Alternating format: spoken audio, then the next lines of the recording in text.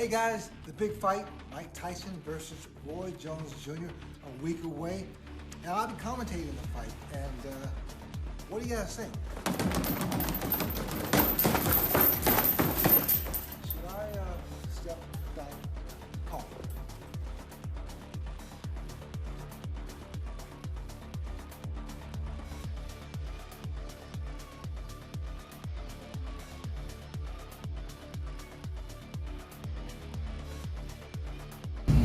Welcome to Daily Dose of Dr. Moshe, and I'm your host, Dr. Moshe Lewis, with Blake the Beast McKernan right here, and Big Al Sam's. Yeah. I'm not fighting him.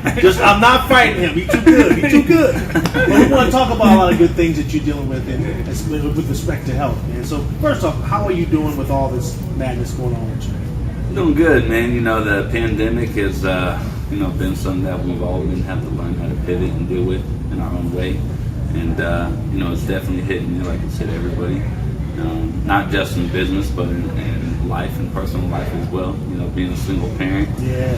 Doing this whole homeschooling thing, man, has been one for the books, but I'm going to put it to you like that. Hey, anybody watching this, they need to start paying teachers more money. Exactly. They deserve all the pay. Hey, look, man, being a parent takes a special type of patience. Being a teacher, God, hit me with holy water, man, because I need some prayer, bro. Priest, pastor, psychologist, pastor. Oh, man. Police But, officer. all in all, man, everything's good, man. You know, as we're sitting down, I got the biggest fight of my life and career coming up. Yes. And, it's truly a blessing, man. So I'm in good spirits and in a good mindset right now. Man, how's it feel to be in this fight? I mean, you're in the undercard with Mike Tyson. I mean, that's major, man. Right. And, it kind of goes back ever since I was a kid, Fast forward all the way back when I was 10 years old, the very first time I saw Mike Tyson in the Holyfield fight. That was what changed my whole atmosphere and my whole life. First time seeing them fight, I was like, you know what, this is what I want to do with my life. Yeah. Then you fast forward, I idolized guys like Roy Jones and Mike Tyson my entire life and childhood. And, ultimately ended up naming my son Tyson after Mike Tyson. Yeah. And then now we're 4.5 years that I've been pro. I'm ranked 16th in the country. Taking on a former 2-division world champion, what better than to do it on the Mike Tyson Roy Jones card? Oh man, it's a true blessing. Yes. You know what I mean? Everything's come full circle. And, I'm just waiting to go out there to showcase what I need to leave victorious and become more of a household name, man. Absolutely. Mindset-wise, how does one prepare themselves for something like this, and just sort of, what is it like, just trying to be prepared for it psychologically and handle the pressure? Well, as you mentioned that, pressure is definitely a big thing, and pressure is something that, will get any of us. Just like fighting, like the best analogy to compare it to is like public speaking. Most people, they clam up, they get nervous or wet when they got to speak in front of a crowd of people. Fighting is really no different. You'll see guys that look phenomenal in the training camp and in the gym, but on fight night, you're like, what the hell happened to them? You know what I mean? Something's different. The atmosphere is different. Right. A lot of what it is just being able to slow yourself down and understand, even though there's cameras and people watching, it's just another day in the office, man. You know what I mean? And for me, I truly feel that I was born, prepped, and prepared and made for these types of moments in this lifestyle. Me and Big Al go way back. And, ever since my very first interview, I've always just been kind of like a natural in this type of atmosphere, natural on the camera. It's never been anything that's been different or anything that's kind of made me kind of have to think too much about what I was doing. But, mindset is a huge thing in what I do, man. Even way before boxing, in and outside of the ring, I've always just had this mindset of being very positive. Right. I grew up majority of my life without any parents present. Not trying to get no guilt trips or sob stories, but life always had a way of dealing me the toughest situations. And being able to have this positive mindset that I always had, I always made sure to turn every negative into a positive, that every situation or every person throughout life was either to teach me something about myself or about other people in general.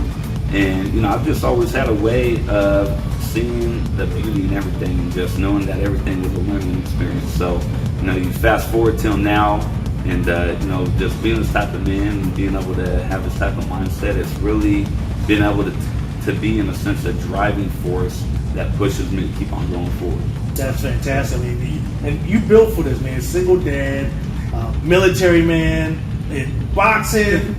You're just doing everything. But talk about the team that around you, because you just can't have anybody around you. They really help you be the person that you are. Right. And I think that's something that comes with time. A lot of times, like being in a boxing fight, when I'm in the ring, you guys from an outside bird's perspective can see certain things that I can't see. So, over time, I've had to kind of weed out certain people out of my circle just because they may not be right for my image, lifestyle, or may, in a sense, be, hindering me in certain ways. And it's not that I ever feel that I'm too good for people, but there comes a time in your life where you kind of have to branch away from certain people because they're not, in a sense, on the same wavelength and going the direction that you're going. So as I've grown as a man first, and as I've grown in my career, it's really been something that I've kind of had it's almost like being a parent, trial and error. You got to go through the motions, right? So just crossing certain paths with certain people, I'm a person that feels that everybody crosses paths in life for a divine purpose. Again, going back to what I mentioned a second ago, whether it's to teach us something about ourselves or about people in general. And, I'm just trying to take the greatest things that I can from each person that I cross paths with and use it to project towards, my present, towards my future. But, having the correct circle around you and people that are really going to help speak your greatness into existence. And the best thing in life is to surround yourself around people that really want to see you do well, but literally don't want absolutely anything in return from you. Right. A lot of the times, in life or in business or in certain career fields, we'll have people that go out on a limb to do certain things for us, but there always is kind of like a hidden agenda. There's always something attached where they're expecting you to want to return the favor. And what I've learned as a man is one of the biggest gifts in life is giving. The gift isn't in the receiving. The gift is in you being the person to be able to give back, right? Sounds like we're giving a church. Oh, man. Amen. I'm going to start preaching. Reverend Blake is here, baby. Reverend Blake is here. Yeah, you know what they say. All the time, God is good all the time. You know what I'm saying? Hey, man, I'm a country boy. I grew up and lived in the South for a few years in the military. You already know. Yeah, man, I love to just portray this limelight, this image onto people that is very positive. And, one of the things I always tell people, I always want to be less of an icon, more of an inspiration. I want to be an inspiration to show people what I always tell people, that I'm turning dreams into reality. But the fact that I've had this dream and this vision, everybody has a dream and a vision and aspiration to want to achieve great things in life, right? A lot of the times in life, other people from an outside perspective want to say, oh, you can't do this, you can't do that. They want to start putting limitations on you. Me being the person, the man I am, I don't care who you are, I don't care what type of lifestyle that you come from, who your parents are, who they weren't, where you grew up or where you didn't grow up. At the end of the day, if you have a dream and a vision, you work hard, and most importantly, you believe in yourself. You have to believe in yourself in ways that people can't even fathom in order for other people to believe in yourself. And within all three of those things, that's the secret to the recipe, man. Right. I love it. Internal motivation. Is that something you say sort of to that young fighter, that young sports athlete that sometimes may feel down, may have lost a fight? What is that word of encouragement, like you said, to always believe in yourself, don't give up no matter what? You never lose, you always learn. In life, it's like we can look at some of the most successful people in life, right? Everybody's fallen down. Everybody's had small failures, but you don't truly ever fail until you quit. So at the end of the day, I look at life like a math problem, right? This is the easiest way to explain it. When you first are learning, for example, algebra, you have no idea what the hell you're doing. Every time you're going through a problem, you're wondering, how do I get the right answer? Because I'm always getting the wrong one. But what do you learn every time that you make a mistake and get the wrong answer? You learn how to get the right one, right? So that's the analogy of how I look at life. Is throughout life, we're always going to stumble. We're going to have times that we fall down, and those are small failures. But through our small failures, it's going to teach us on how to become successful. Nice. So, the first thing I noticed I always, that's what I like about him. He has the positive mindset, it's a positive attitude, you know. But I know you also train for the physical, but do you have other people around you that help you train for the mental, to handle adversity, or do you draw from your experiences in the military and so on to help be that person in the ring? To be completely honest with you, I do have people that I reach out to for insight, or people that I reach out to lean on at certain times, but a lot of it is just internal. You know what I mean? I've grown up the way that I did, and always having to be, in a sense, survival of the fittest. In life, you're gonna learn how to survive, or you're gonna fall down and quit and just let the world just take over you, right? So a lot of it was eternal, man, just having this drive and passion within myself that, I had a friend of mine and a mentor of mine tell me a long time ago, he said, anytime that you go up against something, if you allow it to defeat you, you're saying that one thing that you're going up against was stronger than you, and at the end of the day, isn't nothing stronger than you, because your mindset is the most important and the strongest part of your body. And when you can tap into that mentally, you know that no matter what I go up against will never be stronger than what I am. Oh, dude, you can overachieve and overcome anything in life. So I do have some people. I'm a man of God. You know what I mean, and so I reach out to my pastors and their families at times. I have a good friend of mine. Big shout out to my man Kevin Bracey. He's a huge motivational speaker and a very positive person. He's somebody that for the last year or so now that I've been, keeping in touch with, and we have words every now and then. He's somebody that's kind of been like a motivational coach for me throughout this training camp. I'll get little messages or videos from him, a couple times a week or every week. Him just telling me, focus and accomplish and overcome every workout. You know what I mean? And everything is just focused on one workout at a time instead of trying to get too far ahead of ourselves. So yeah, just long story short, it is very big to be able to have positive people in your circle that, again, they don't literally want anything from you. They just want to see you achieve greatness, and they wish you the best without having any strings attached. I love it. It's so important. Now, you have a saying, I deal with a lot of people who have a tremendous amount of pain, and you have a saying literally on your arm. I didn't miss that. Pain is love. You got to tell us what you mean by that, because so many people that I encounter, and you spoke to it a little bit earlier, feel overwhelmed by pain, no matter how small or how great. Right. But instead, you not only take the ultimate positive stance on it, you're like, look, I see it as something that only makes me stronger. Right. As I have it tattooed on my body, pain is love, but love is pain. You know what I mean? A lot of the times, through pain, we put ourselves through pain to achieve and to go after love. And now I'm not just talking about in relationships, I'm just talking about in life.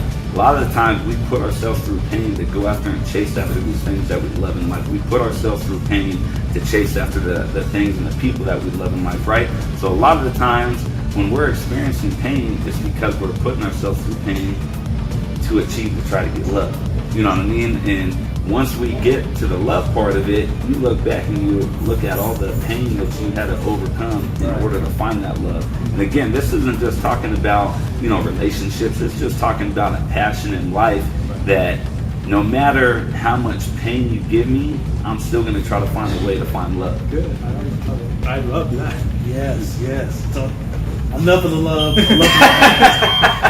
I want to know about this opponent, but I want to know your mindset walking in that ring. Clearly, this is something that's a brand new situation. Obviously, you have a lot to look back on, to draw from. But how do you picture being in that moment? It's just, this is the Staples Center. This is massive. Right. Owning it. Main two words I can tell you is owning it, man. Like at the end of the day, like we were just talking a minute ago, is not really getting too far ahead of myself. At the end of the day, certain people in my position could be like, hey, I'm fighting on the Mike Tyson card. I'm fighting a former 2-division world champ. I'm fighting on pay-per-view in front of the expected 50 million viewers globally. I'm fighting at the Staples Center. It gets more legendary and more historical day after day. At the end of the day, in my mindset, as amazing as all those things are, forget all that. It's another day in the office, baby. It's another day to go out here to showcase my skill, I don't care about my opponent's accomplishments, because at the end of the day, it's me versus me. I don't care about him whatsoever. All I know is after my press conference, I hope that man is doing his homework and doing as much training on himself physically and mentally that I am, because in life, so many people always want to underestimate certain situations or certain people. And then what happens? We get taught a learning lesson, right? You can never overlook anybody in this world or in this life, because you never know what people are capable of doing. As much as I don't want to go there, Mike Tyson's a phenomenal fighter. We all can remember the biggest upset in one of boxing history's fights, right? Buster Douglas beat Mike Tyson. Buster Douglas lost his mother the same week that he was getting ready to go in to fight Mike Tyson. He made his mom a promise that he was going to be a heavyweight world champion. Mindset, perspective, drive, intuition, passion, that love, that pain of you going to find love.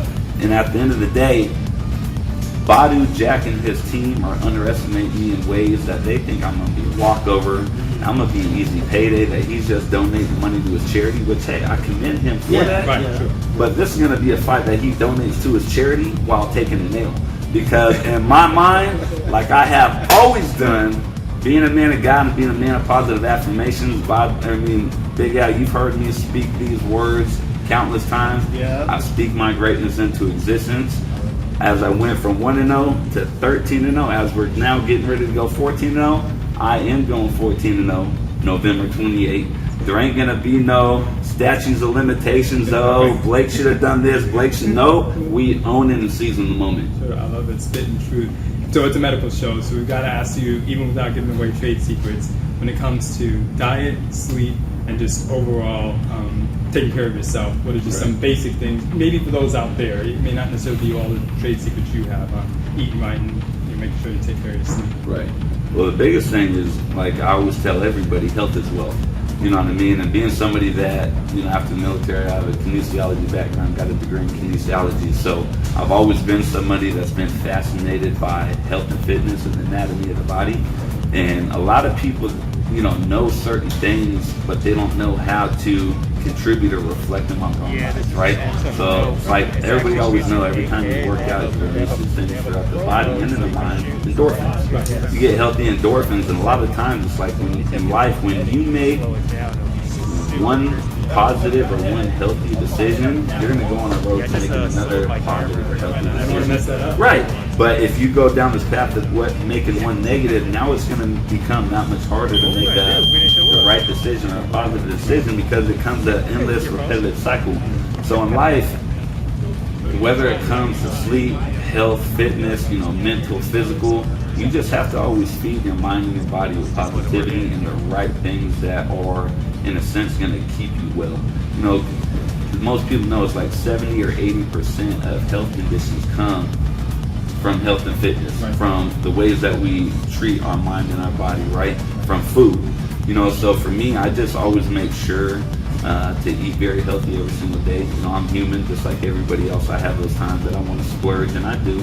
But I think for me, it's because I've been chasing down this career and this lifestyle for so long. People always want to become health and fit, but not change the lifestyle. This is a whole lifestyle change. You can't just be 1 foot in, 1 foot out and expect to get all these returns on your investment, because health and fitness don't work like that. You know what I mean? So every single day you just have to wake up in a way to where you're going to eat healthy, live healthy, and be healthy. Being somebody like myself, I spent 3.5 years in the Army, 2.5 stateside, 1 year overseas in Iraq as an infantry machine gunner.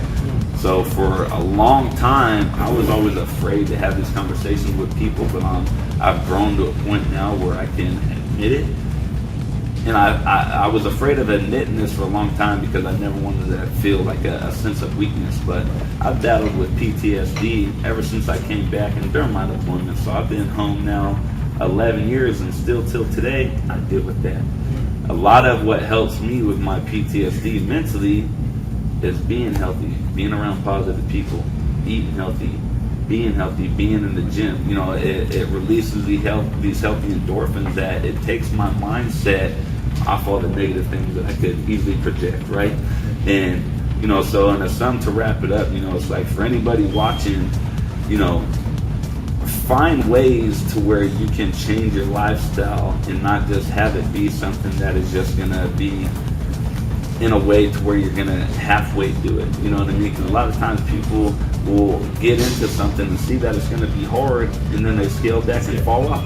It's hard to be healthy. Damn, it's hard to be unhealthy. Yeah. Either way. You know, one thing I learned, you know, being younger and going through school, everything you do younger in life, you guys being older, you'll understand this. You start to pay for later on in life. You know, so it's like being able to have healthy habits and a healthy lifestyle at an early age is going to project and have you and cause you to live a lot healthier and live a lot longer the older that you get. Exactly. And see, I have no problem saying I'm old. I'm old. Right. I'm old. Older. Older. You guys I'm good. ain't old. Y'all are OGs, baby. Y'all are OGs. Hey, I'm very confident in my OG-ness. So Right. It's all good. It's all good. Listen, man. Positivity, experience, pain is love, and help you secure the bag when you win and be 14-0. Right. We're fantastic. Blake the Beast McKernan. Appreciate it. Thank you so much, brother. So anybody, you know, as we wrap up, you know, if anybody is interested in watching the fight, we fight on the Mike Tyson Roy Jones undercard. We were supposed to be the co-main event. I'm not gonna lie, I'm a little bent out of shape. We got bumped from the co-main event because they're putting the video vlogger Jake Paul up against Nate Robinson. So we got bumped down one fight. Right. But it's okay. At the end of the day, we're gonna see the positive, right? Right. We're gonna see the positive. Exactly. So Mike Tyson, Roy Jones undercard, November 28th, just a couple days after Thanksgiving. I will be fighting former 2 division world champion Badu Jack as we look forward, and we'll go 14-0 on pay-per-view at the Staples Center. And you know what I always tell people, man, it's history in the making. Absolutely. Get your popcorn and don't blink, baby. I love it. Big L Sams, Blake the Beast McKernan. I'm Dr. Lewis. Thanks so much for watching, and we appreciate, and make sure you're there to see him go 14-0. Do it.